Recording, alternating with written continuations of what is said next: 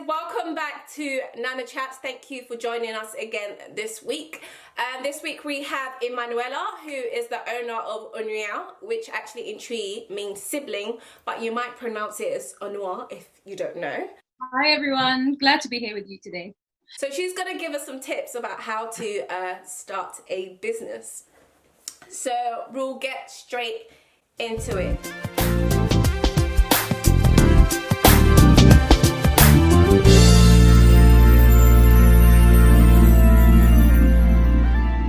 Just want to give us a quick intro about what it's about.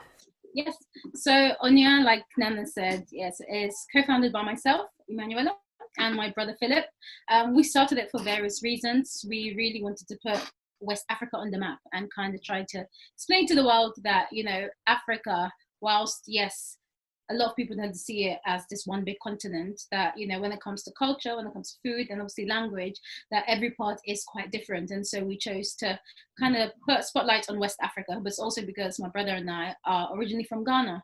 And so we felt it really important to put our heritage on the map. And what better way to do it than homeware or home decor, as some people might say. So we do things like cushions, we also do lampshades, we do coasters, and we do mugs. And it's our dream to one day have our own brick and mortar shop. So that's what we're working at the moment towards. But I think the underlining thing is that we also just really felt like when it comes to African home decor, homeware, there's just this massive gap that needs to be bridged. You can't just walk into a high street shop or any retailers online really and find something that's African unless it's, you know, an animal related object or, you know, just something really scary and obscure like a wooden thing. And, you know, we just felt like, no, that's not great representation. And so, yeah, we are trying to change that. So that's what ONUA is all about. Now, I absolutely love this brand. So I've got my mug here, guys. It's amazing. Yay. This one is called Learn from the Past, the symbol. And I might be biased because I'm Ghanaian, but yeah, I remember when she first put it, I was like, oh my days, I love this. I like the fact that it was black and white. And I love the fact that it had gold. I don't know, I like things like that. Yes. I'm a fan of the gold banding as well. Yeah, so I was like, oh my days, I need to buy one. So if anyone who knows me knows that I like to collect mugs, which I've stopped because I don't have any more space in my cupboards. So yeah, all my mugs that I've collected from around the world, they went in a cupboard at the bottom, and I now have a selection of these because they look cute and I love it. So yeah, I love the brand. Might be a bit biased as well, but I love it anyway. How did you come up with the name? So we're toying about quite a few different things, and just looked at my brother and I was like, well, we're doing this together. And I thought an English name would do, but at the same time I wanted to be really different. I wanted to be short, snappy. And then I was like, oh, what's sibling in Tree Ghanaian language, one of the Ghanaian languages.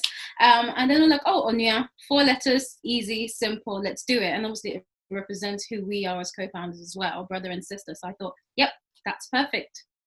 My next question is, how did you come up with your logo? So with the logo, we worked together with a graphic designer. Again, we wanted it to be really simple. We don't necessarily want to take away from, you know, what we're trying to do. So we didn't want the logo to convey too much either. It's just nice black and white without you knowing that's, you know, a home decor logo. So we just thought like that would draw people in. And so we just spoke to our graphic designer and said, we want something really simple, something simple but bold. And so that's why we came up with the logo that we have. I quite like it because sometimes I think when you have like a simple logo, it kind of screams like luxury. It's just simple and nice. Yeah. I have noticed, like on your social media and stuff, like you won an award that was sponsored by MoneyGram, and you've ended up in House UK, which is really, really cool. It's had an exhibition at Top Drawer London. So my question to you is, because you seem to have got yourself out there and done loads of little things. How did you actually come up with getting yourself out there? What was the process? Yes, I think first for us, we just sat down and we said, okay, first of all, who's your target audience? Because you always need to understand who your target audience is. And we kind of segmented our target audience to say, okay, we definitely want to do business to customer. So that's on the individual side of spectrum. We also want to do business to business. And then we figured out, okay, and what industry do we find ourselves in?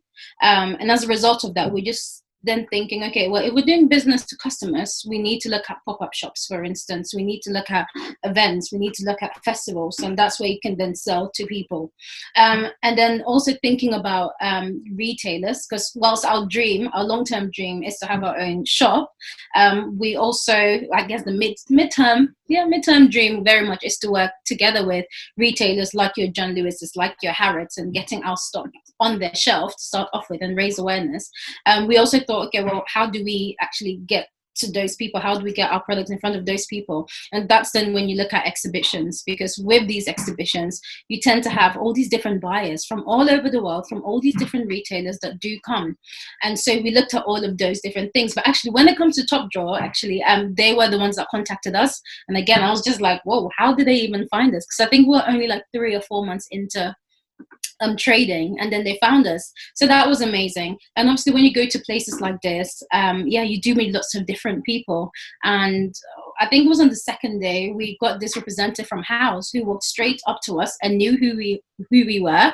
So we're there like trying to not to scream, and like, because I've just been such a massive fan of House that I nearly felt like crying. She was just like, oh my gosh, we love you guys so much and we'll be in contact with you guys.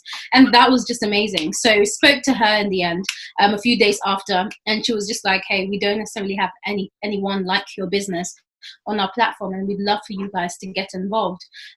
So yeah, I think it's all about understanding who your target audience is, and it's okay for your target audience to be multiple groups of people. And I think sometimes there is this misconception that you need to have one target audience. It very much depends on who you're trying to sell to. So that's pretty much what we did, just sitting down strategically to say, okay, with all these different people that we want to target, how do we actually get to them? And that's how we decided to do all these different exhibitions and different events. I guess, like, from what you're saying, it seems like if you trust in your brand and you know exactly who your target audience is, people come flooding to you as well. But for people who don't have the opportunity for someone like to approach them, how would you advise them to go about getting in contact with like big shops, especially if they were in kind of like the decorating industry? Yeah, well, we are still trying to figure all of that out because we're not in a big shop yet. But I think it's really building up your business from with a solid foundation. You need to know what it is that you're doing. Like, are you a home decor business or are you interior decorator? Sometimes people come up to us and they're like, oh, is that what you guys do? And I'm like, as much as I'd love to be an interior designer, not yet. Maybe one day, not yet. So it's really understanding this is who we are, and we're not X or Y. We're not something similar, This is who we are. And so building on that foundation and saying that we're a home decor company and these are the building blocks. These are our values. So first of all, making sure that your message is crystal clear. And then I think it's really important to establish your online presence. And I know, I'm sure everybody feels like they sound like a broken record, but Instagram and your Pinterest and your, all these different free platforms, it's really important to use those. Again, if there isn't necessarily much funds available, then speaking to certain influencers. Influencers these days are not cheap, I can tell you that for sure. But a lot of them would be willing to review your product if you were to offer them, a part of your, a collection, or maybe a mug even. We've had a few reviewers who were happy to receive a mug from us and they've done an amazing review for us. So it's just trying to think a little bit out of the box. We haven't spent that much money on going out and advertising because it's very much utilizing, social media. And I think that's probably an easy and free way to get your foot in the door with different places. But also what's really helped us are communities like Jamii. Jamii is an online platform where they've curated lots of different Black-owned businesses, and they tend to push different events to us, and they do it for every single Black-owned business within whatever the industry is. So it doesn't matter whether, I don't know, you're a builder or whether you own a home decor or you bake or whatever. You can work with them, and when they find out about different events, they would, for instance, message. So when it comes to Black History Month, for instance, we were at Sony a couple of months ago, and that came through Jamii. They were, asked to come aboard as a sponsor, and were also asked to, reach out to the community to see who wanted to stop by in their office. So I think it's also making sure that, you're connected and your networking as a business. We're not silo. You need people's help.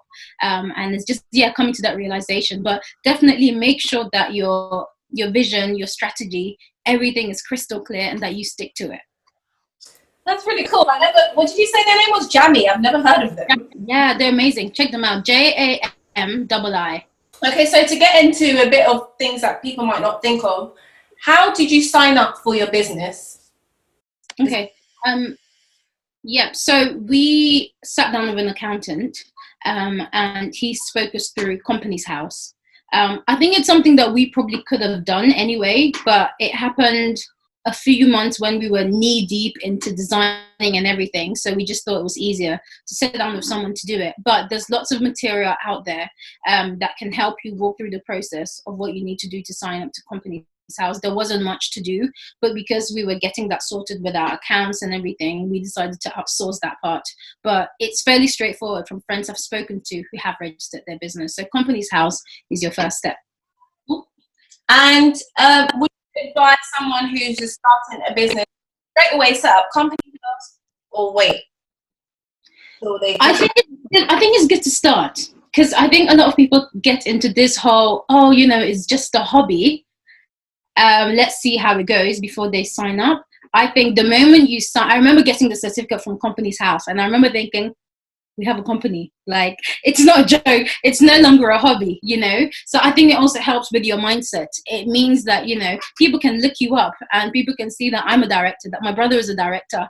And so I think it just really drives you and gives you the faith and the encouragement and the motivation to make sure that you also strive for excellence. And then everything that you're doing, you act as a business, if you know what I mean, rather than it, not being registered. And because if it's a business, isn't it? And if it's a hobby, it's a hobby. You have to pick one side. But I think actually registering it puts you out on the map. It also means that when you do speak to influencers, when you do approach retailers, when you do approach certain publications, they can actually see that you're a registered company. So it's not just a hobby. And I think that also gives you a lot more power and access to lots of different things. True.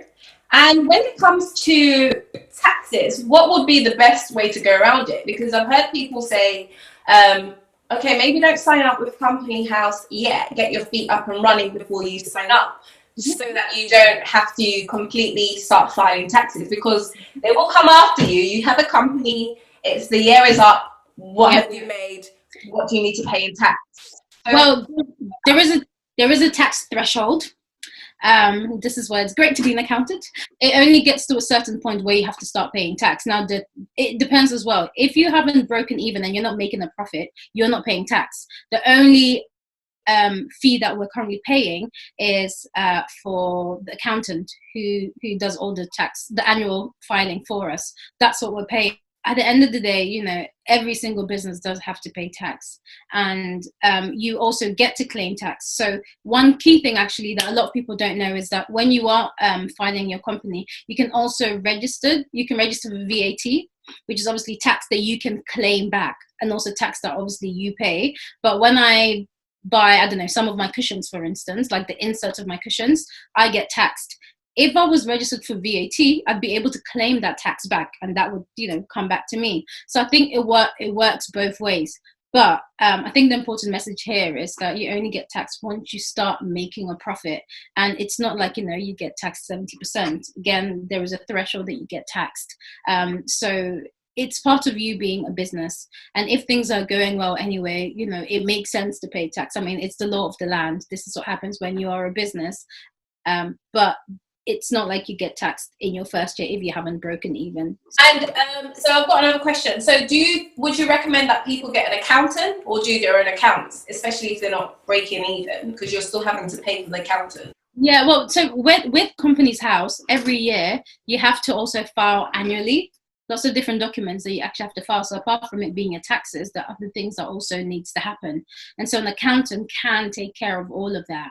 So I think it'll be good to maybe find someone who's within your price range, because obviously you've got massive corporations that deal with that. And I just have a local accountant who doesn't charge very much. And it's a 1 year, 1 year fee that we charge. So, whilst you're trading, when you put a little bit of money aside, that actually, covers it. So it's not that much. And for me, it means that I don't necessarily have to do any of the admin that comes with it. So it's not necessarily just about taxes, it's also about other different things that you have to declare on a yearly basis for Companies House. So I do understand that, yes, when you do sign up as a business, there is a bit of admin, but I think it's all part of your business coming together. And again, making sure that you're setting the right foundation rather than being knee deep into it and now having to go back and get everything done. So before we started trading, we made sure that we had all those things in place.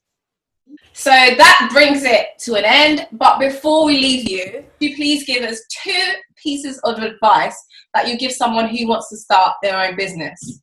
Yes. The first one is believe in yourself and believe in your product. If you're going to do it well. It's so easy for a lot of people to think about how markets are saturated. I mean, we're not the only West African inspired or African inspired home decor company there is, but we really sat down and said, well, we want to make a difference. So we did our research and we looked at what isn't available and we looked at how our quality can be really good. So Nana alluded to the fact that our mugs were a little bit expensive because we're a luxury company, right? So we're just like, this is what we want to do. This is what we want to focus on. I'm gonna buy it anyway.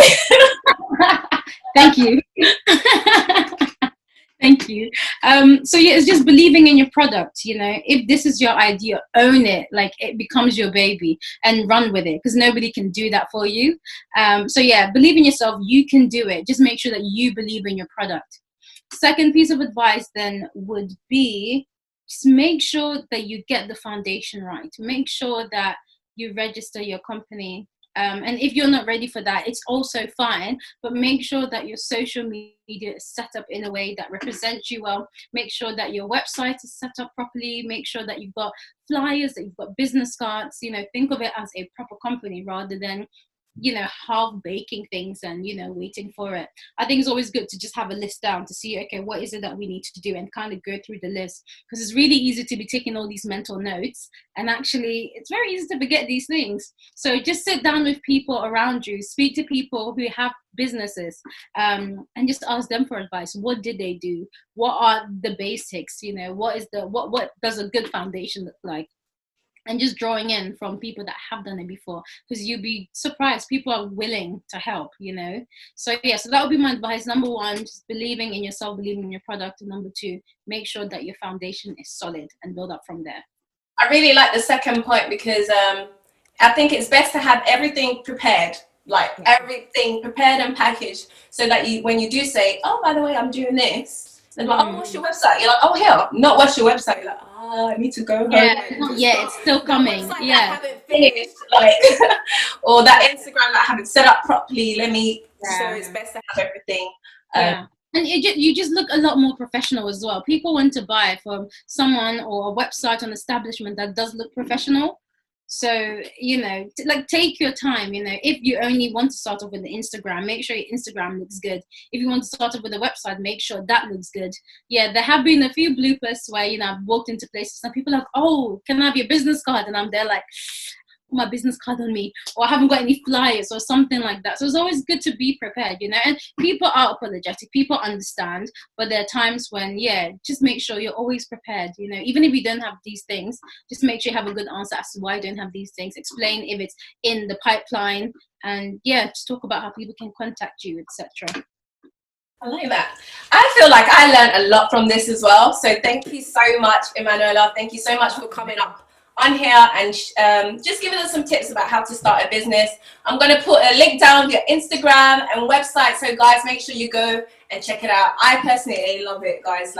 I'm not even lying or joking. I really, really, really, really love the brand. So yeah, go and get one. It's really cool, and it looks nice in your cupboard. It looks nice and neat, so go and buy one.